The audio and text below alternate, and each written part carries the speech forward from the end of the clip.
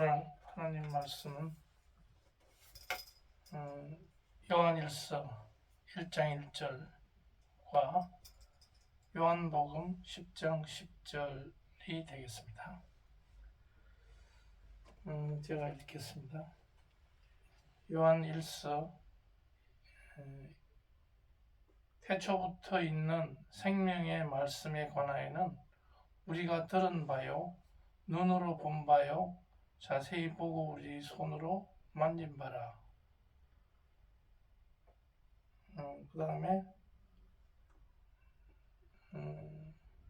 3절 읽겠습니다. 우리가 보고 들은 바를 너희에게 전함은 너희로 우리와 사귐이 있게 하려 함이니 우리의 사귐은 아버지와 그의 아들 예수 그리스도와 더불어 누림이라.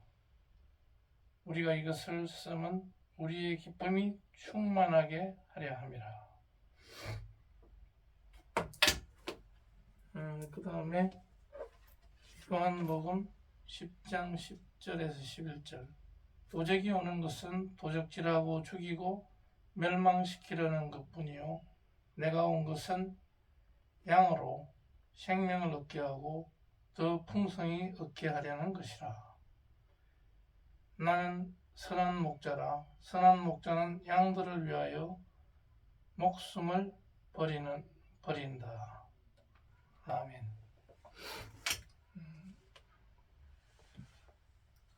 오늘 설교 말씀은 이 두 구절을 가지고 교회 부흥의 비결 또는 교회 유지의 비결, 이런 설교 제목의 설교로 말씀을 드리겠습니다. 그 요한 1서에서는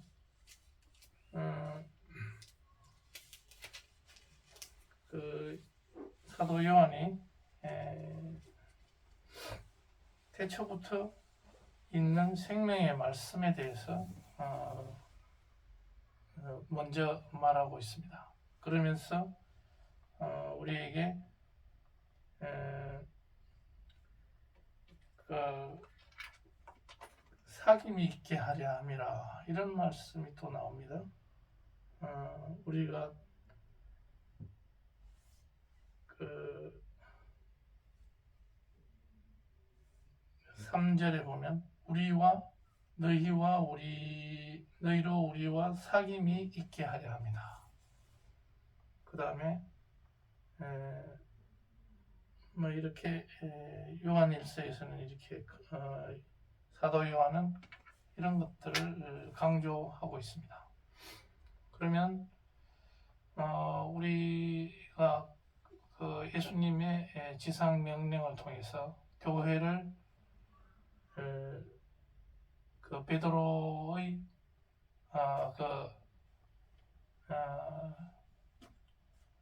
베드로의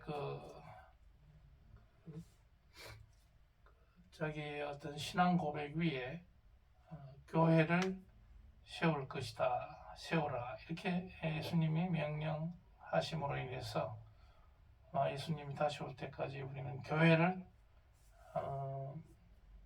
그 하나님 나라로 하나님 나라에 확장하는 전진기지로 알고 이 교회를 우리가 계속해서 우리가 교회 생활을 하고 있습니다만, 여러 가지 이유로 우리 한국에서도 교회가 코로나를 맞이해서 여러 가지로 일만 교회가 없어지고 주변 동네 주변에 교회가 하나 둘씩 없어지는 그런 사태를 맞았습니다. 그래서 오늘 이 사도 요한의 말씀을 통해서 예수님이 우리에게 교회를 어떻게 운영하라고 하는가, 그래서 교회를 계속해서 유지하고 또 심지어는 나아가서 부흥의 비결은 어디에 있겠는가, 그것을 예수님의 말씀을 통해서 우리가 알아보는 그런 시간이 되겠습니다. 교회가 되려면 우선 그 안에 예수님의 말씀, 캐리그마가 확실하게 자리 잡아야 되겠습니다. 그런데 그 말씀도 중요하지만 그 사귐이 있어야 된다. 하나님과 예수님과 우리가 사귐이 없다면 그것은 교회가 아닐 것이다. 또 성도들 간에 또 사귐이 있어야 될 것이다. 그것이 성만찬으로 나타나고 그렇게 하겠습니다. 그래서 서로 떡을 떼고 이렇게 하는 건데, 그 다음에는 우리가 사랑의 실천이 되겠습니다. 요한일서 4장 7절의 말씀을 제가 읽어보겠습니다. 사랑하는 자들아, 우리가 서로 사랑하자. 사랑은 하나님께 속하는 것이니 사랑하는 자마다 하나님으로부터 나서 하나님을 알고. 이 요한은 사랑을 강조했습니다. 이 사랑이라는 것은 결국은 우리가 말씀을 듣고 그것을 세상에 나가서 실천하는 것이다. 봉사하는 것이다. 이렇게 보면 되겠습니다. 그래서 우리가 주일마다 나가서 목사님 설교 말씀을 듣고 그 다음에 그 이후에 떡을 떼면서 식사를 나누면서 교제를 하고 그 다음에 사회에 나가서 각자 맡은 직장에서 봉사 활동을 하면서 직장 생활하는 것이 바로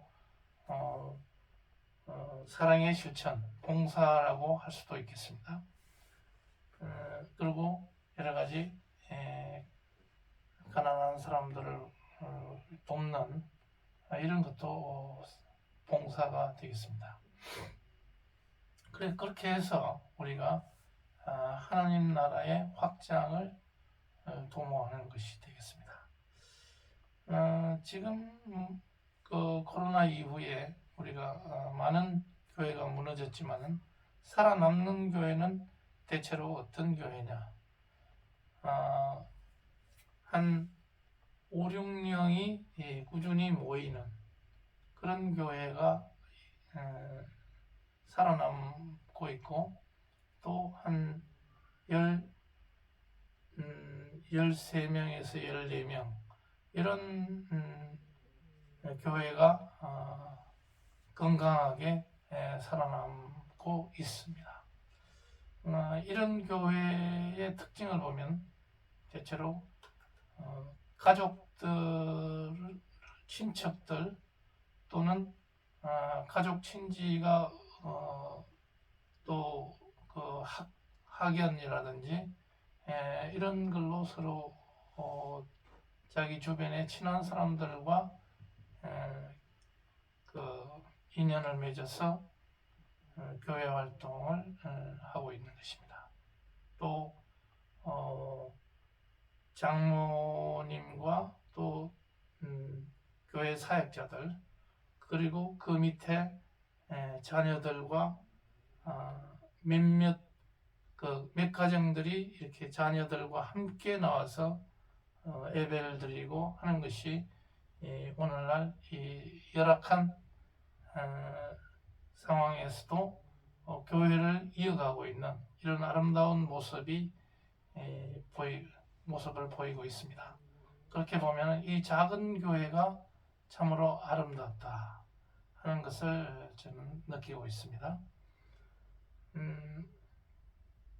그러니까 이 작은 교회가 바로 예수님의 사랑의 실천 장소가 될 것이다.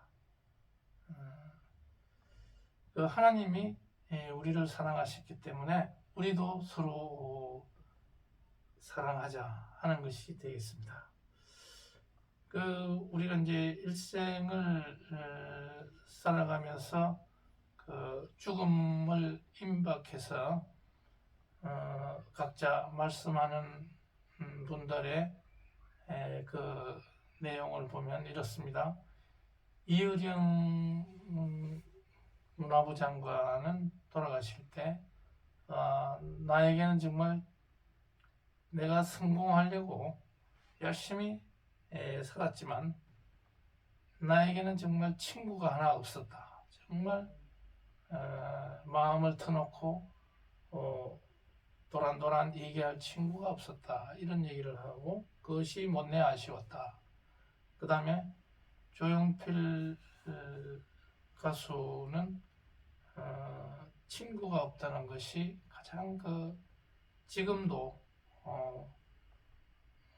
굉장히 외로운 그런 성공을 가요계에서 성공을 위해서 뛰다 보니까 그렇게 됐다. 이건희 이병철 회장이 돌아가실 때도 내가 이렇게 일찍 죽을 줄 알았으면 좀 더 베풀고 갔을 것인데 이런 얘기를 하고, 또 김종필 국무총리 같은 분은 모든 정치 행위, 권력 잡으려고 했던 이런 노력 다 허업이었다.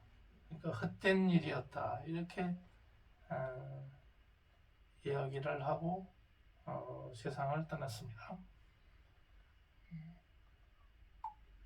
스티브 잡스 같은 사람도 죽을 때 다 필요 없다.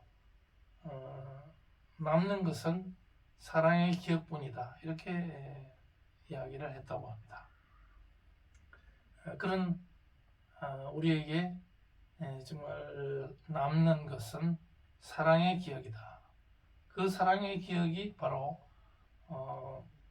교회 안에서 사랑의 실천, 그런 것으로 나타나는 것입니다.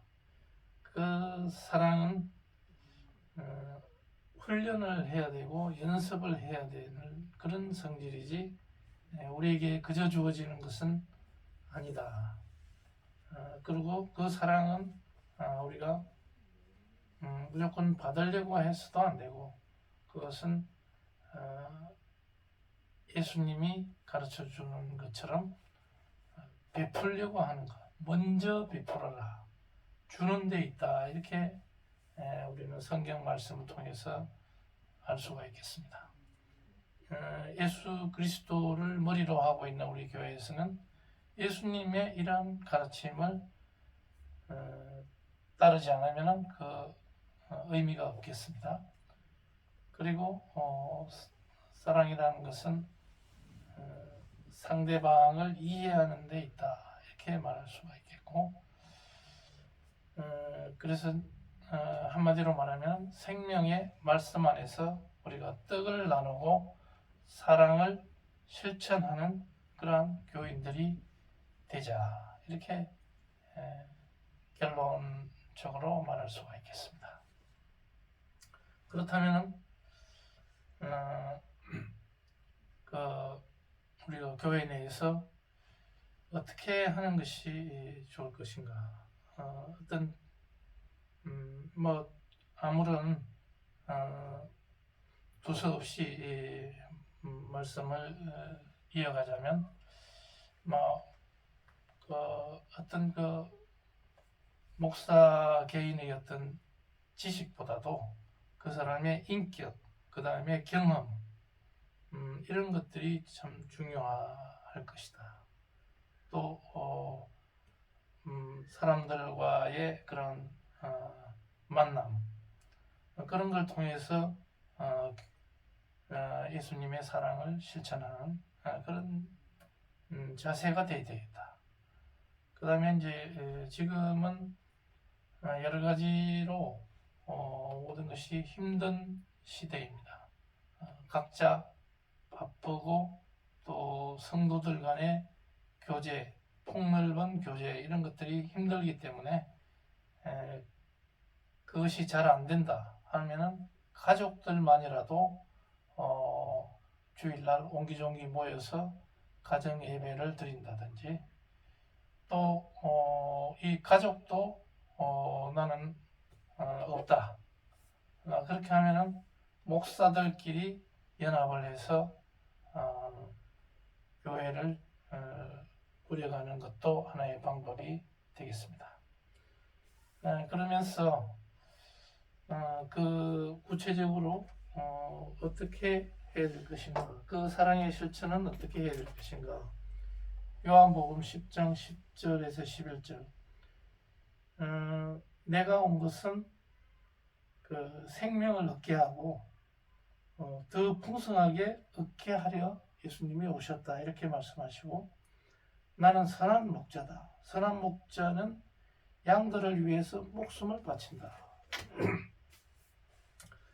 이것은 교회를 하는 사람은, 운영하는 사람은 그 양들에게 집중해야 되겠다. 그리고 그 양들을 위해서 정말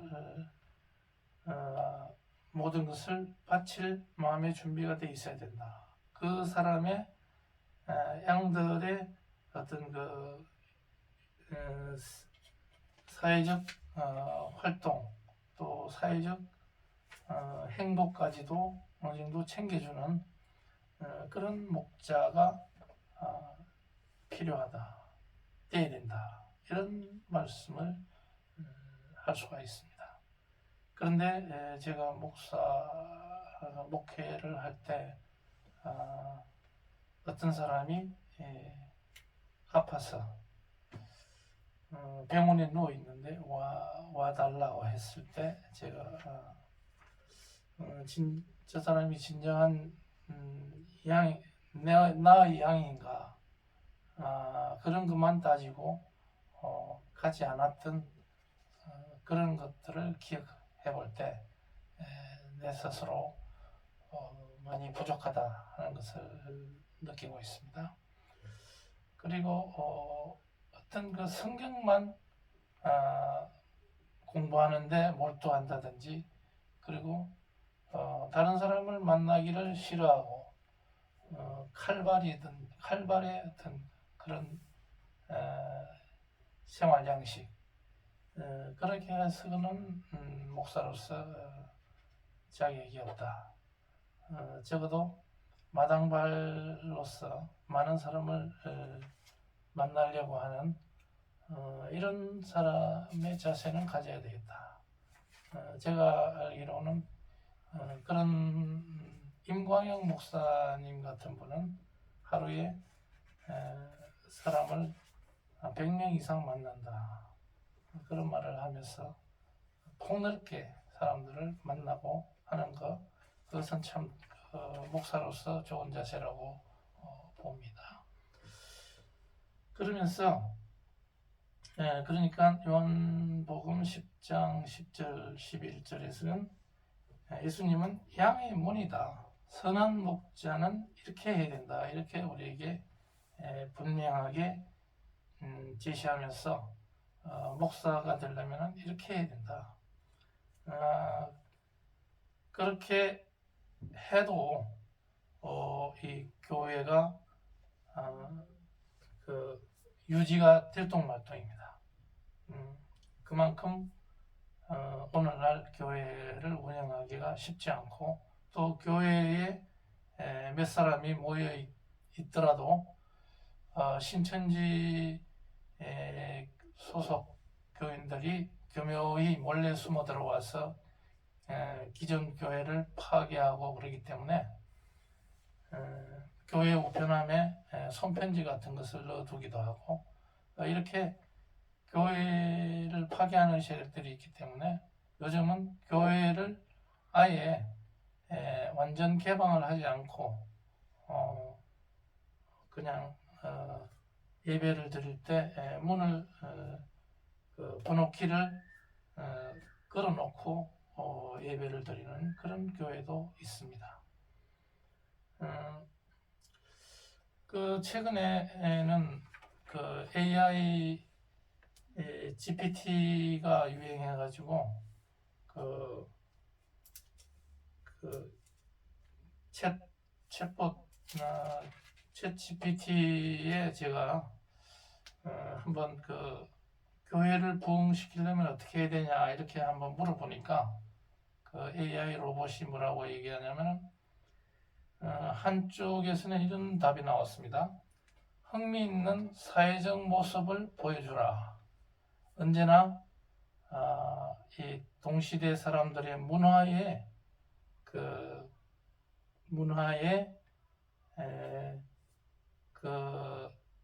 모습을 그 교회로 끌고 와서 그것을 발휘하도록 해라. 이런 처방이 있는가 하면은 오늘 또 한번 쳐봤습니다. 쳐보니까 챗 GPT에서 얘기하는 게 교회를 부흥시키려면 사랑과 신뢰가 필요하다.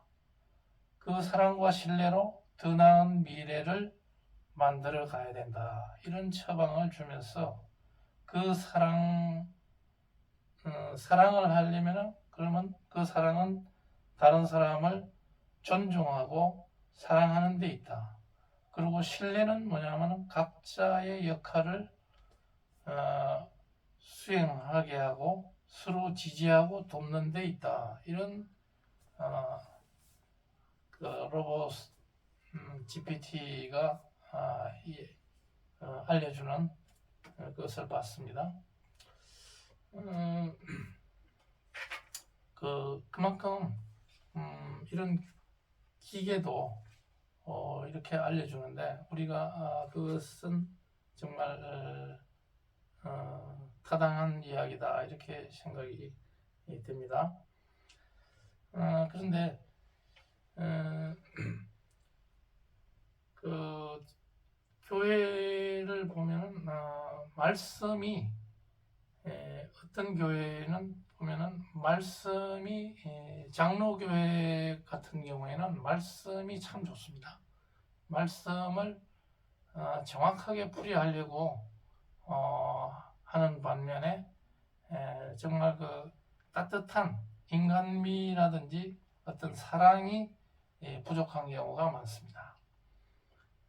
그런 말씀 신앙, 말씀 캐리그마에 집중하는 그런 교회는 정말 그 모래알같이 딱딱하고 또 그 서로 응집력 있는 그런 따뜻한 그런 게 부족하지 않나 생각하고 체험적인 신앙을 강조하는 어떤 순복음 교회 같은 그런 어떤 교회, 아브라함과 베드로와 같은 그런 체험적 신앙을 강조하면서 공동체의 그 따뜻한 유대관계 이런 것을 중시하면은 교회가 말씀과 더불어서 더 끈끈한 그 교회의 어떤 유지,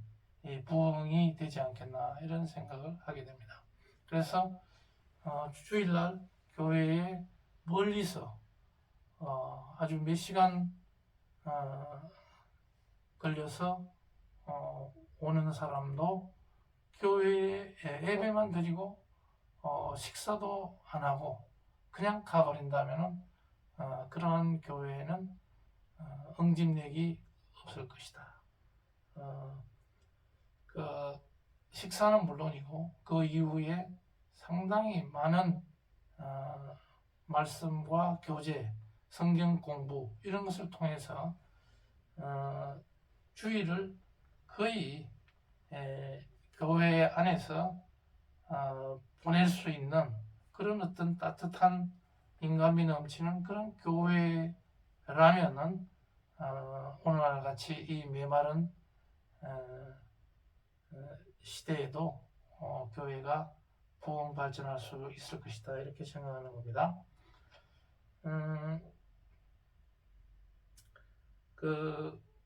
그리고 이 교회는 그러니까 하나님의 사랑, 하나님이 우리를 사랑하셨기 때문에 우리가 또한 서로 사랑하자.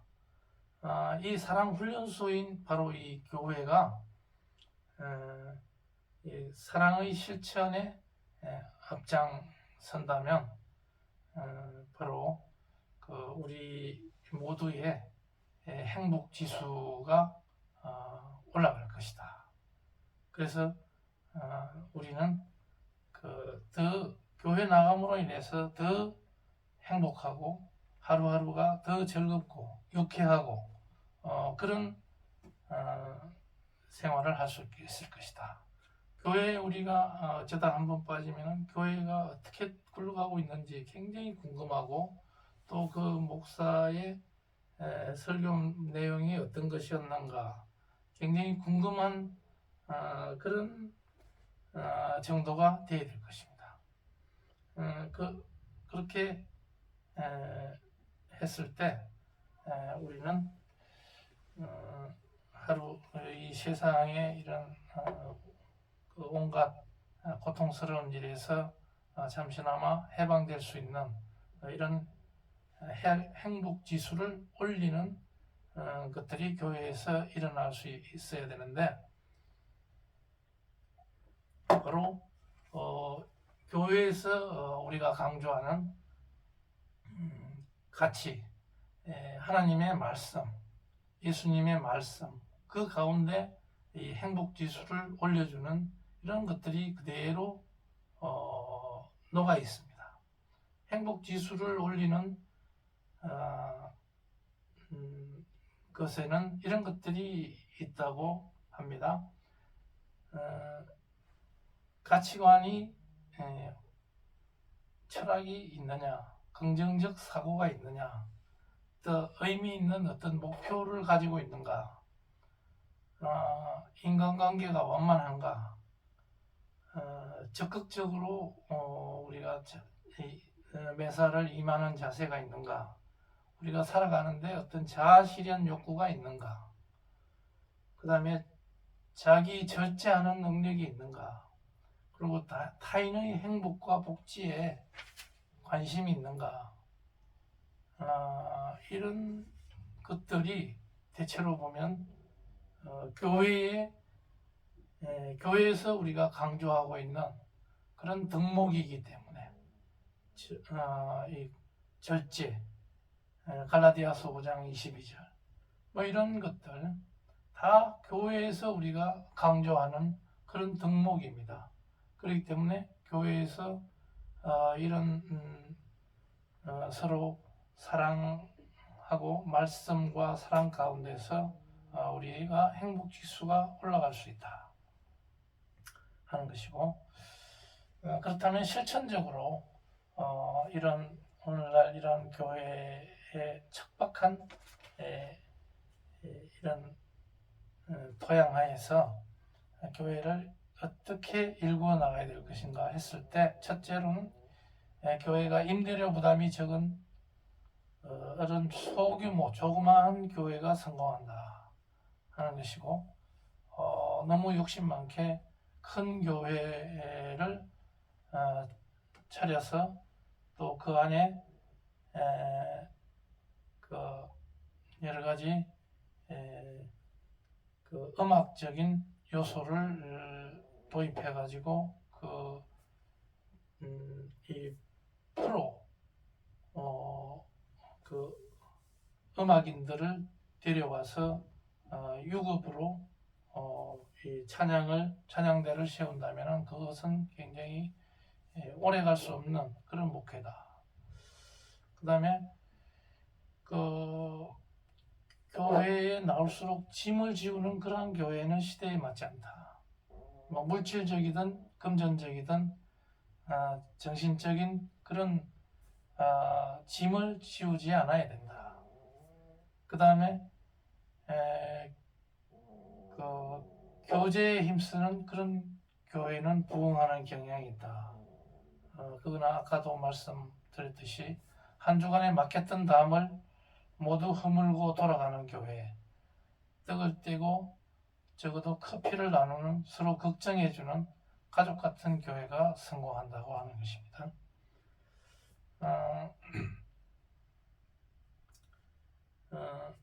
그다음 요즘은 학생들 보고마율이 2%밖에 안 된다고 하는데 그만큼 물질 문명이라든지 자본주의의 물결 때문에 그 학생들이 유치 초등학교 학생뿐만 아니라 이런 학생들이 교회에 나오기 싫어한다. 그렇기 때문에 같이 가족들이 한꺼번에 나올 수 있는 이런 교회, 다 같이 예배 드리는 이런 11시 예배에 모두 참여해서 드리는 예배, 이런 예배가 필요한 시대다. 그 다음에 실천적으로 가장 중요한 게 또 있습니다. 이중직으로 목사는 생계를 돌봐야 된다. 가족을 고생시키지 말고 혼자서 맨날 그 성경 말씀만 파면서 그 배우자를 어린이집이나 유치원 교사로 보내서 고생시키는 이런 일이 없어야 되겠습니다. 이중직으로 생계를 가족을 돌보면서 말씀을 전하자. 그것도 안 된다. 그러면은 목사 장로들과 연합해서 목회하자. 그 다음에 그것도 안 된다. 가정 목회를 해라. 자기 가족들 그런 목회. 또 탈북자들 다문화 교회 그런 것도 시도해보자. 농촌 교회를 시도해보자. 그 다음에 싱글들 중심으로 하는 그러한 교회. 그럼 싱글 맘 중심의 그런 목회. 그것도 하나의 방법이 되겠습니다. 또 중요한 것이 큰 교회를 해가지고 교회를 목사가 분림하려는 그런 생각은 1도 하지 마라. 그런 생각 해가지고는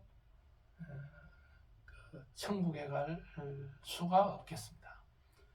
작지만은 이런 아름다운 하나님 나라를 건설하고 그러면서 신천지 등 교회를 파괴하는 그런 세력이 조용히 침투하지 못하도록 주의해야 되겠습니다.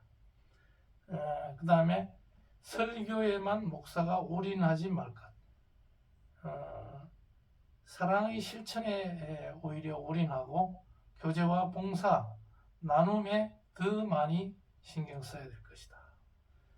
설교는 성경 말씀 나누는 것으로 족합니다. 그 다음에 한 주간의 체험을 나누고 적용하는데 주안점을 둬야지 설교 말씀을 잘 하려고 온갖 그 기법을 동원한다면 그것은 성도들에게 별로 감흥을 주지 못합니다. 자기 체험이 우러나오는 그것이 중요한 것이지 무슨 설교를 1대지, 2대지, 3대지 해가지고 각종 설교 방법을 동원하는 이것은 대형교회 목사들이나 신경 쓸 것이지 소규모 가정교회에서는 그것은 어울리지 않는다 하는 겁니다. 아무런 감동이 없다. 그래서 거기 설교 잘하려고 하지 마라. 섬기려고 먼저 마음 먹고